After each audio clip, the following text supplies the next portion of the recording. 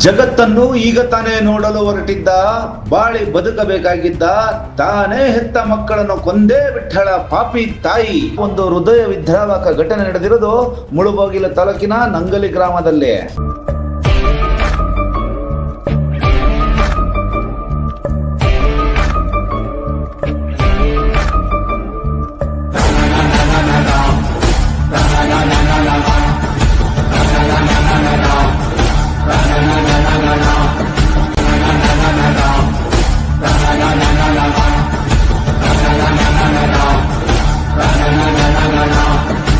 ಇನ್ನು ಘಟನೆಗೆ ಸಂಬಂಧಿಸಿದಂತೆ ಆಂಧ್ರ ಪ್ರದೇಶದ ಎಸ್ಟಿ ಕಾಲೋನಿ ವಿನಾಯಕಪುರಂ ಗ್ರಾಮದ ವಾಸಿಗಳಾದ ಟ್ರಾಕ್ಟರ್ ಡ್ರೈವರ್ ಆಗಿ ಕೆಲಸ ಮಾಡುತ್ತಿದ್ದ ಎಸ್ ಬಾಬು ಹೆಂಡತಿಯಾದ ಬುಜ್ಜಿ ಹಾಗೂ ಮಕ್ಕಳಾದ ಸರಸ್ವತಿ ಅಲಿಯಾಸ್ ದೇವಿಪ್ರಿಯಾ ಮತ್ತು ಹೇಮಶ್ರೀ ಎಂಬ ಮಕ್ಕಳೊಟ್ಟಿಗೆ ಮುಳುಬಾಗಿಲು ತಾಲೂಕಿನ ಚಿಂತಲಹಳ್ಳಿಯಲ್ಲಿ ಕೆಲಸ ಮಾಡಿಕೊಂಡು ವಾಸವಾಗಿದ್ದ.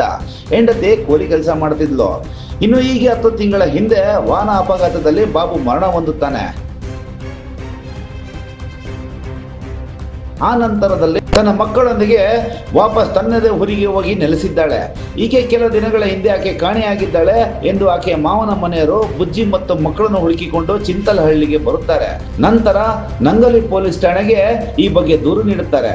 ಇನ್ನು ಪೊಲೀಸರು ಚಿಂತಲಹಳ್ಳಿಯಲ್ಲಿ ಕೆಲಸ ಮಾಡುತ್ತಿದ್ದ ಮಾವಿನ ತೋಪಿನ ಕಾವಲಿಗ ಕೃಷ್ಣ ಎಂಬುವರನ್ನು ವಿಚಾರಿಸಿದ್ದಾರೆ. ಇನ್ನು ತಾಯಿ ಬುಜ್ಜಿ ಫಾರ್ಮ್ ಹೌಸ್ ನಲ್ಲಿ ಸಿರುವ ಮಾಹಿತಿ ಸಿಕ್ಕ ಮೇಲೆ ಅವಳನ್ನು ಹಿಡಿದು ಮಕ್ಕಳ ಬಗ್ಗೆ ಪೊಲೀಸರು ವಿಚಾರಿಸಿದ ವೇಳೆ ಮಕ್ಕಳ ಬಗ್ಗೆ ನನಗೆ ಗೊತ್ತೇ ಇಲ್ಲ ಎಂದು ಮೊದಲಿಗೆ ನವರಂಗಿ ಆಟವಾಡಿದ್ದಾಳೆ. ಆ ನಂತರದಲ್ಲಿ ಪೊಲೀಸರ ವಿಚಾರಣೆ ವೈಖರಿಗೆ ಬಾಯಿ ಬಿಟ್ಟ ಮಾಹಿತಿಗೆ ಪೊಲೀಸರೇ ಒಂದು ಕ್ಷಣ ಬೆಚ್ಚಿ ಬಿದ್ದಿದ್ದಾರೆ. ಪ್ರಿಯ ವೀಕ್ಷಕರೇ, ಗಂಡನನ್ನು ಕಳೆದುಕೊಂಡಿದ್ದ ಈ ಮಹಾತಾಯಿ ಅದೇನು ಕಾದಿತ್ತೋ ಇವಳಿಗೆ ಗೊತ್ತಿಲ್ಲ, ಅದೇನು ಬುದ್ಧಿ ಇತ್ತೋ ಅದೂ ಗೊತ್ತಿಲ್ಲ. ತನ್ನದೇ ಮಕ್ಕಳನ್ನು ಹೊಡೆದು ಕತ್ತು ಹಿಸುಕಿ ಸಾಯಿಸಿ ಪೊದೆಯಲ್ಲಿ ಬಿಸಾಡಿದ್ದಾಳೆ ಎಂದು ಬಾಯಿ ಬಿಡುತ್ತಾಳೆ. ಇನ್ನು ಪೊಲೀಸರು ಮಕ್ಕಳನ್ನು ಕೊಂದ ಸ್ಥಳಕ್ಕೆ ಹೋಗಿ ಸ್ಥಳ ಮಹಾಜರು ಮಾಡಿ ಮಕ್ಕಳ ಶವಗಳನ್ನು ವಶಕ್ಕೆ ಪಡೆದಿದ್ದಾರೆ.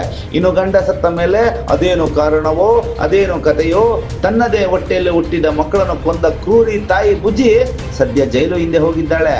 ಇನ್ನು ಈ ಸಂಬಂಧ ಹೆಚ್ಚಿನ ತನಿಖೆ ನಡೆಯುತ್ತಿದ್ದು ಸತ್ಯ ಹೊರಬರಬೇಕಾಗಿದೆ.